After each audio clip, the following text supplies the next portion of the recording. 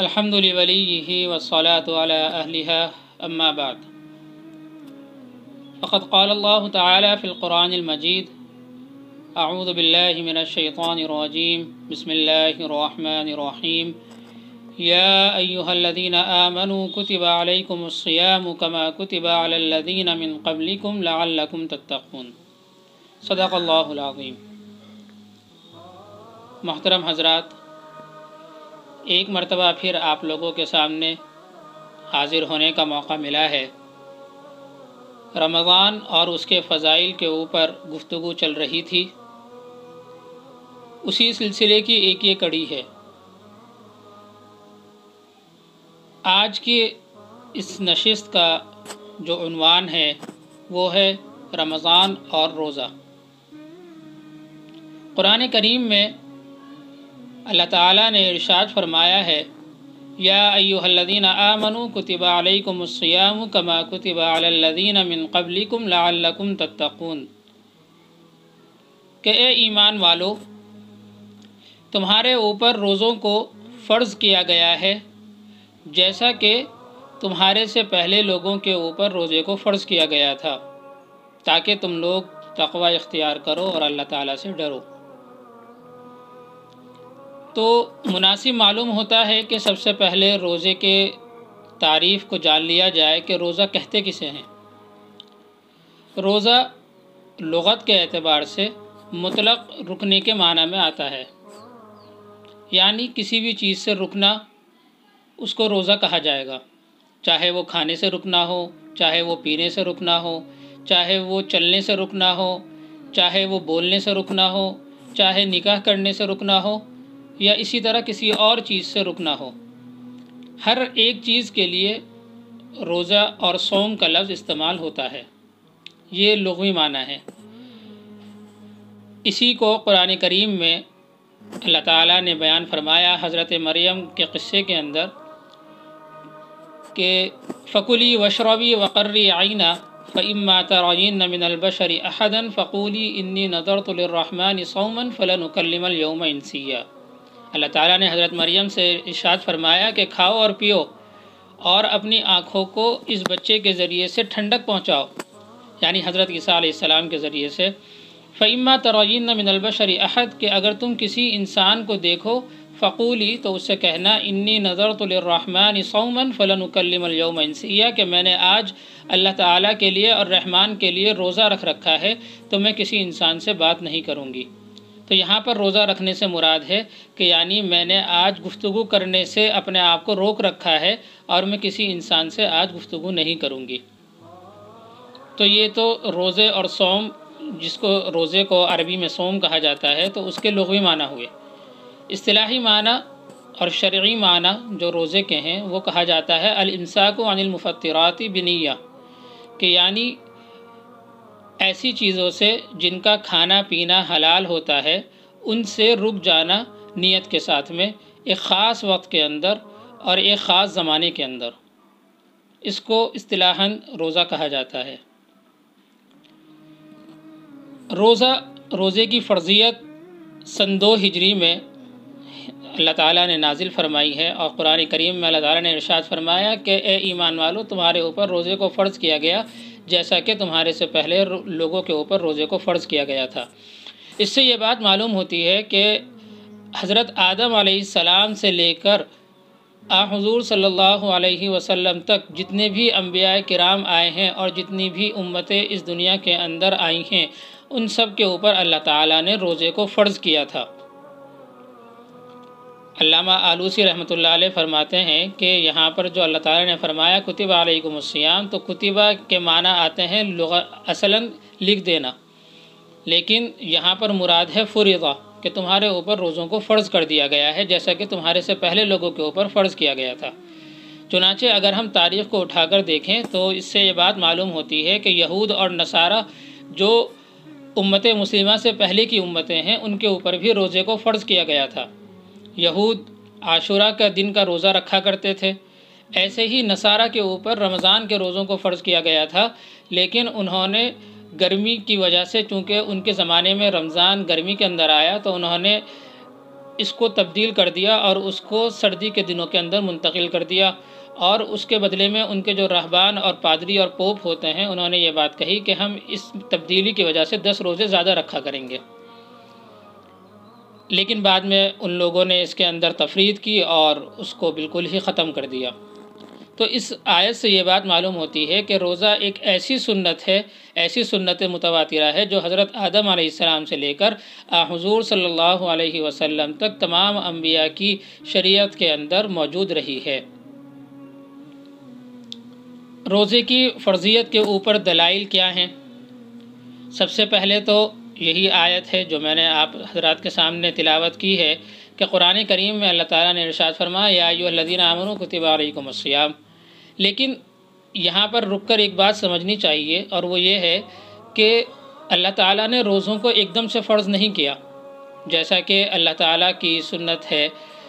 کہ تمام احکامات کے اندر اللہ تعالیٰ نے تدریجاً کسی چیز کو فرض کیا اور کسی چیز کو حرام قرار دیا۔ یہی سنت اللہ تعالیٰ کی روزوں کے معاملے میں بھی جاری ہوئی ہے۔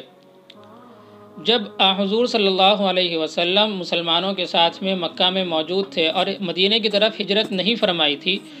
تو اس وقت حضور صلی اللہ علیہ وسلم اپنے صحابہ کرام کے ساتھ عاشورہ کے دن کا روزہ رکھا کرتے تھے، یعنی 10 محرم کا، اور اس کے علاوہ ہر مہینے کے 3 دن کے روزے حضور صلی اللہ علیہ وسلم رکھا کرتے تھے۔ پھر جب حضور صلی اللہ علیہ وسلم ہجرت کر کے مدینہ تشریف لے گئے تو مدینہ میں جانے کے بعد میں آپ نے اور صحابہ نے دیکھا کہ جو مدینہ کے اندر یہود موجود تھے وہ یوم عاشورہ کا روزہ رکھا کرتے تھے۔ تو حضور صلی اللہ علیہ وسلم نے ان سے دریافت کیا کہ تم لوگ اس دن کا روزہ کیوں رکھتے ہو؟ تو انہوں نے فرمایا کہ اسی دن اللہ تعالیٰ نے حضرت موسیٰ علیہ السلام کو فرعون سے نجات دی تھی اور فرعون کو غرق کر دیا تھا، تو اس وجہ سے حضرت موسیٰ علیہ السلام نے اس دن کا روزہ رکھا تھا۔ تو ہم بھی حضرت موسیٰ علیہ السلام کے متبعین ہیں اور ان کو ماننے والے ہیں، اسی وجہ سے ہم اس دن کی یادگار میں روزہ رکھا کرتے ہیں۔ تو حضور صلی اللہ علیہ وسلم نے ارشاد فرمایا کہ ہم حضرت موسیٰ علیہ السلام کے تمہارے سے زیادہ حقدار ہیں، کیونکہ وہ بھی نبی تھے اور میں بھی نبی ہوں، تو اس وجہ سے ہم بھی اس دن کا روزہ رکھیں گے اور تمہاری مخالفت کریں گے۔ تو اس لیے حضور صلی اللہ علیہ وسلم نے ارشاد فرمایا کہ آئندہ سے جو بھی آدمی روزہ رکھے تو وہ یا تو اس کے ساتھ میں ایک دن پہلے کا روزہ ملا لے 10 محرم کے ساتھ میں، یعنی 9 محرم کا روزہ رکھے، یا پھر اس کے ساتھ میں آگے کا ملا لے اور 11 کا روزہ رکھے۔ تو اس سے یہ بات معلوم ہوئی کہ عاشورہ کا روزہ وہ اس شریعت اسلامیہ کے اندر موجود تھا رمضان کے روزوں کے فرض ہونے سے پہلے۔ پھر اللہ تعالیٰ نے قرآن کریم کی آیت نازل فرمائی اور فرمایا کہ یا شہر رمضان الذی انزل فیہ القرآن ھدی للناس وبینات من الھدی والفرقان فمن شہد منکم الشہر فلیصم، کہ جو رمضان کے مہینے کو پائے تو وہ اس کا روزہ رکھ لے۔ یہ حکم شروع میں دیا گیا کہ جو آدمی چاہے وہ روزہ رکھ لے۔ تو اس کے بعد میں ایک آیت اور نازل ہوئی اور اس میں ارشاد فرمایا اللہ تعالیٰ نے، تو اس آیت سے تو یہ بات معلوم ہوئی کہ روزے فرض کر دیے گئے ہیں اور روزوں کو رکھنے کا جو زمانہ ہے وہ رمضان کا زمانہ ہے، لیکن ابھی تدریجی احکام نازل ہو رہے ہیں، تو اس لیے مطلقاً فرض نہیں کیا گیا بلکہ اس میں ڈھیل دی گئی، اور اللہ تعالیٰ نے دوسری آیت نازل فرمائی وَعَلَى الَّذِينَ يُطِيقُونَهُ فِدْيَةٌ طَعَامُ مِسْكِينٍ، کہ جو لوگ روزے کی طاقت رکھتے ہیں لیکن روزہ رکھنا نہیں چاہتے تو وہ ایک مسکین کو اور ایک غریب کو کھانا کھلا دیا کریں، یہ اس روزے کا فدیہ ہو جائے گا جو روزہ وہ چھوڑیں گے۔ تو چونکہ شروعات میں لوگوں کو عادت نہیں تھی روزہ رکھنے کی، ایک مہینے کا لگاتار روزہ رکھنے کی کسی کو عادت نہیں تھی، تو اس وجہ سے اللہ تعالیٰ نے یہ ڈھیل دی اور ان کو یہ بتایا گیا کہ تم لوگ ایسا کر سکتے ہو کہ چاہو تو روزہ رکھ لو اور چاہو تو ہر روزے کے بدلے میں ایک غریب آدمی کو کھانا کھلا دو۔ لیکن جب کچھ وقت گزرا اور لوگوں کو روزہ رکھنے کی عادت ہو گئی تو پھر اس کے بعد میں اللہ تعالیٰ نے آیت نازل فرمائی یا ایھا الذین آمنوا کتب علیکم الصیام کما کتب علی الذین من قبلکم لعلکم تتقون، اور یہ آیت ناسخ ہو گئی، اور وعلی الذین یطیقونہ فدیۃ طعام مسکین والی آیت یہ منسوخ ہو گئی۔ ناسخ اور منسوخ کہا جاتا ہے کہ ایک آیت آئے اور وہ آ کر پہلے حکم کو ختم کر دے، تو اس آیت نے آ کر اس حکم کو کہ جس آدمی کے اندر طاقت ہو، نہ وہ مریض ہو، نہ وہ مسافر ہو، اور نہ ہی اس کے اندر کوئی اور عذر شرعی پایا جاتا ہو، بلکہ تندرست ہو، اور اس کے باوجود بھی وہ چاہے تو روزہ رکھ لے اور چاہے تو وہ فدیہ دے دے، اس حکم کو منسوخ کر دیا، اس حکم کو ختم کر دیا۔ تو یہ اس سے معلوم ہوا، یہ قرآن سے دلیل ہے کہ روزوں کو امت مسلمہ کے اوپر فرض کر دیا گیا ہے، اور اس سے ان لوگوں کا استثناء رکھا گیا، ان لوگوں کو اس سے علیحدہ رکھا گیا جن کے اندر کوئی عذر شرعی پایا جائے، جیسا کہ کوئی مریض ہو کہ اگر وہ روزہ رکھے گا تو اس کا مرض اس سے اور زیادہ بڑھ جائے گا، اور یہ بات اس کو کوئی ماہر ڈاکٹر مسلمان بتلائے، تو اس کو شریعت نے اجازت دی ہے اس بات کی کہ وہ اس وقت روزہ نہ رکھے بلکہ بعد میں اس روزے کی قضا کر لے۔ ایسے ہی کوئی آدمی مسافر ہے اور وہ سفر شرعی کر رہا ہے، تو اس صورت میں اس کے لیے شریعت نے گنجائش رکھی ہے کہ وہ اس وقت روزہ نہ رکھے بلکہ بعد میں اس روزے کی قضا کر لے۔ لیکن اگر کوئی آدمی تندرست ہے اور وہ یہ چاہتا ہے کہ میں اس روزے کو نہ رکھوں اور اس کے بدلے میں کسی فقیر کو، مسکین کو کھانا کھلا دوں، اور اس آیت سے استدلال کرے وَعَلَى الَّذِينَ يُطِيقُونَهُ کے ذریعے سے، تو یہ حکم اب منسوخ ہو چکا ہے اور اس کے لیے اس کی گنجائش نہیں ہوگی۔ ایسے ہی حدیث سے بھی روزے کا حکم ثابت ہے، روزہ رکھنے کی فرضیت ثابت ہے، اور روزے کے فضائل حدیث کے اندر بھی حضور صلی اللہ علیہ وسلم نے بہت زیادہ ارشاد فرمائے ہیں۔ ایک حدیث کے اندر آتا ہے کہ حضور صلی اللہ علیہ وسلم نے ارشاد فرمایا کہ اسلام کی بنیاد 5 چیزوں کے اوپر ہے، جس میں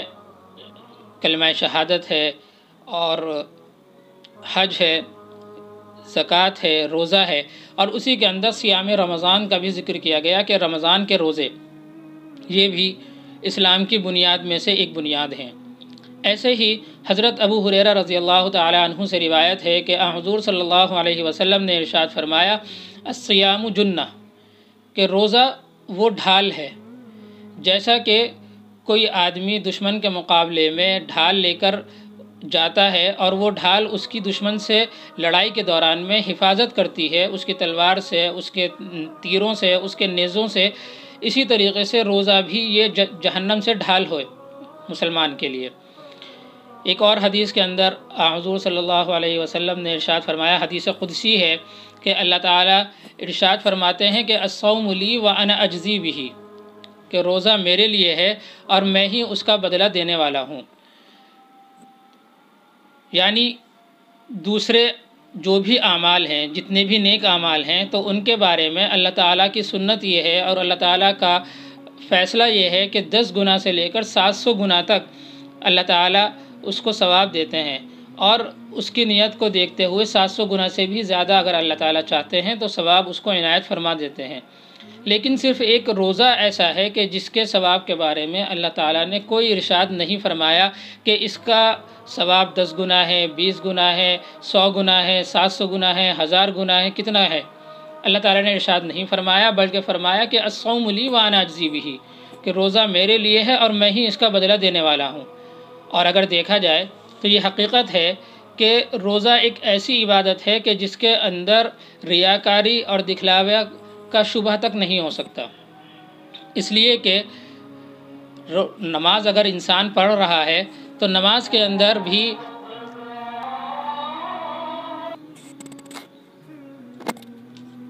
اگر آپ نماز پڑھیں تو نماز کے اندر عام طور پر اگر مسجد کے اندر جماعت کے ساتھ نماز پڑھی جا رہی ہے تو اس میں ریاکاری کا اور دکھاوا کا شبہ ہو سکتا ہے کہ آدمی یہ سوچے کہ میں نوافل پڑھ رہا ہوں، سنتیں پڑھ رہا ہوں، تو دوسرے لوگ مجھے دیکھیں گے اور یہ سوچیں گے کہ یہ کتنا نیک آدمی ہے کہ اتنی لمبی یہ نمازیں پڑھ رہا ہے اور نوافل پڑھ رہا ہے۔ ایسے ہی قرآن کی تلاوت ہے یا نیک کاموں کے اندر خرچ کرنا ہے یا حج کرنا ہے یا کوئی بھی دوسری نیک عبادت ہو، کوئی نیک عمل ہو، تو اس میں دکھاوے کا اور ریاکاری کا شبہ پیدا ہو سکتا ہے۔ لیکن روزہ ایک ایسی عبادت ہے کہ جس کے اندر ریاکاری کا اور دکھاوے کا شبہ تک نہیں ہو سکتا، اس لیے کہ روزہ کہا جاتا ہے الامساک عن المفطرات بنیہ، کہ کھانے پینے سے، اکل و شرب سے رک جانا۔ اب آدمی کے پاس بہت سارے مواقع ایسے ہوتے ہیں کہ جس کے اندر انسان جب چاہے کچھ کھا سکتا ہے، کچھ پی سکتا ہے۔ فجر سے لے کر مغرب تک، افطار تک اس کے ساتھ کوئی آدمی لگا رہے جو اس کو ہر وقت دیکھتا رہے کہ وہ کھا رہا ہے یا پی رہا ہے۔ اور اگر بفرض محال مان بھی لیا جائے کہ اس کے ساتھ میں کوئی آدمی لگا ہوا ہے، تو آدمی باتھ روم میں جاتا ہے، وہاں اگر وہ چاہے تو پانی پی سکتا ہے، وہاں چاہے تو کچھ کھا سکتا ہے، لیکن ان چیزوں کے باوجود انسان وہ صرف اللہ تعالیٰ کے لیے اپنے آپ کو روکے رکھتا ہے، نہ اس کو کوئی دیکھنے والا ہے کہ وہ کھا رہا ہے یا وہ پی رہا ہے۔ تو اس لیے یہ روزہ صرف اور صرف اللہ تعالیٰ کے لیے ہوتا ہے، اس میں ریاکاری کا، دکھاوے کا کوئی شبہ نہیں ہوتا، اور نہ یہ بندے کے لیے ہوتا ہے۔ اسی لیے اللہ تعالیٰ نے ارشاد فرمایا ہے کہ روزہ میرے لیے ہے اور میں ہی اس کا بدلہ دینے والا ہوں۔ اب وہ بدلہ کتنا ہوگا وہ اللہ تعالیٰ جانتے ہیں۔ ایسے ہی ایک حدیث کے اندر آتا ہے کہ حضور صلی اللہ علیہ وسلم نے فرمایا کہ جنت کے 8 دروازے ہیں، جن میں سے ایک دروازہ ہے جس کو ریان کہا جاتا ہے۔ اس دروازے سے صرف اور صرف روزے داروں کو جنت کے اندر داخل کیا جائے گا، اور جب ہر روزے دار اس دروازے کے اندر سے جنت میں داخل ہو جائے گا تو اس کے بعد اس دروازے کو بند کر دیا جائے گا، اور اس دروازے سے کوئی دوسرا آدمی جنت کے اندر داخل نہیں ہو سکے گا۔ تو ان تمام احادیث سے روزے کی فضیلت اور اس کی فرضیت ثابت ہوتی ہے۔ ایسے ہی تیسری دلیل روزے کے فرض ہونے کی وہ اجماع ہے، یعنی امت کا اس بات کے اوپر اتفاق ہے اور اتحاد ہے کہ روزہ اللہ تعالیٰ نے امت مسلمہ کے ہر بالغ اور صحت مند آدمی کے اوپر فرض کیا ہے۔ تو یہ کچھ احادیث ہیں جن کے ذریعے سے روزے کی فرضیت اور اس کی فضیلت ثابت ہوتی ہے۔ یہیں پر ایک بات یہ بھی ماننی چاہیے، یہاں پر ایک بات یہ بھی دیکھنی چاہیے اور سوچنی چاہیے کہ روزے کا اصل مقصد کیا ہے۔ روزے کا اصل مقصد کیا یہ ہے کہ اللہ تعالیٰ چاہتے ہیں کہ ہم لوگ صرف بھوکے پیاسے رہیں صبح سے لے کر رات تک؟ ظاہر سی بات ہے کہ یہ روزے کا مقصد نہیں ہے۔ اگر ہم دیکھیں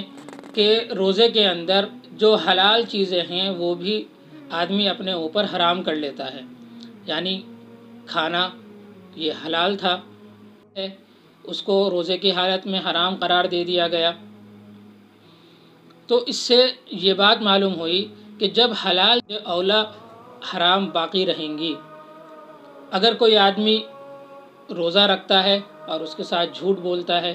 روزہ رکھتا ہے اور اسی کے ساتھ ساتھ وہ بدنظری کر رہا ہے، روزہ رکھتا ہے اور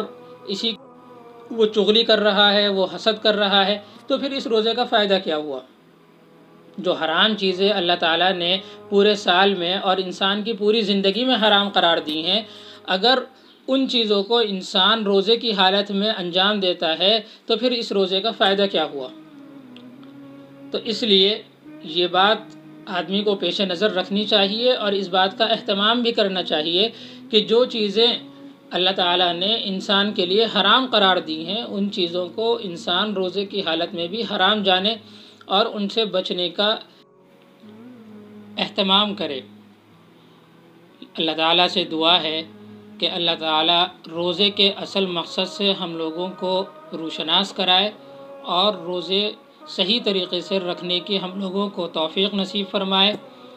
اور ہمارے روزوں کو، ہماری عبادتوں کو اس ماہ رمضان کے اندر قبول و مقبول فرمائے۔ آمین۔ وآخر دعوانا ان الحمد للہ رب العالمین۔